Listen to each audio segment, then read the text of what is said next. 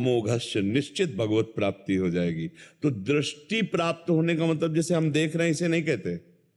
संतों की एक आंतरिक दृष्टि होती है, वो दृष्टि जिस पे लग गई, संकल्प बन गया कि अब तेरा तो उद्धार होना ही होना है, अब वो नहीं बच सकता चाहे जहां भाग के चला जाए।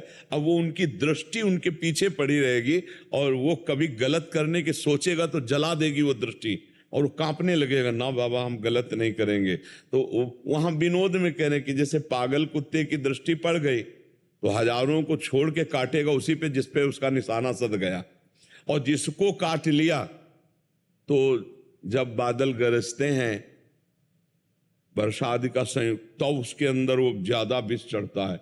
ऐसे ही संतों की दृष्टि पड़ गई और जब सत्संग मिला, शास्त्र स्वाध्याय हुआ, तो उसका धीरे धीरे रंग चढ़ा।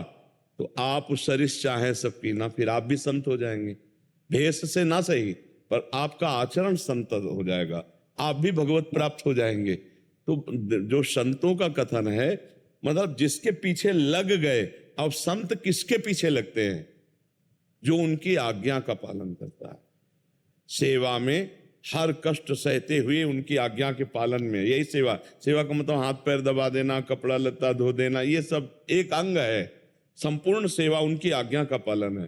पास में रहता हो और आज्ञा पालन न करता हो, लाभ नहीं मिलेगा। दूर रहता है, आज्ञा पालन कर रहा है, उसको लाभ मिल जाएगा। कभी कभी कहा नहीं जाता दीपक तले अंधेरा। तो अधिक प्रियता के कारण वो उनकी अवहेलना कर देते हैं, आज्ञा उल्लंघन तो नहीं लाभ ले पाते। या बाहरी सांसारिक लाभ, संत के पास सेव संतरा, रुपया पैसा, खान पान सामग्री आ रही, तो उसका लाभ, तो वो आंतरिक लाभ नहीं ले पाए। बहुत चीजें हैं, यदि हम केवल लक्ष्य रखें इनसे हमें भगवत प्राप्ति करना है, और ये जो बोले वही मैं करूंगा, बस अब उनकी दृष्टि घसीट लोगे आप। दृष्टि घसीटना, अपनापन हो जाना कि अब तो तुम्हारा कल्याण पक्का है, पक्का निश्चय अब तुम्हारा कल्याण है, अब हम कल्याण करके छोड़ेंगे।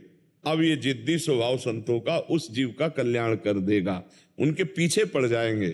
तभी किसी किसी को ऐसा लगने लगता है कि हम में कुछ है, तभी तो हमारी तरफ इनका ज्यादा प्यार है। संतों का जैसे होता ना, नहीं नहीं, उनका कुछ देख के नहीं, उनका मन हो गया है भगवान से प्रेरित होकर तुम्हारा कल्याण कराने की। तो ऐसा बात बाबा ने उसमें लिखा है कि वो पीछे पड़ जाते हैं और उनका कल्याण करके ही छोड़ते हैं। ये संतों का एक स्वभाव होता है।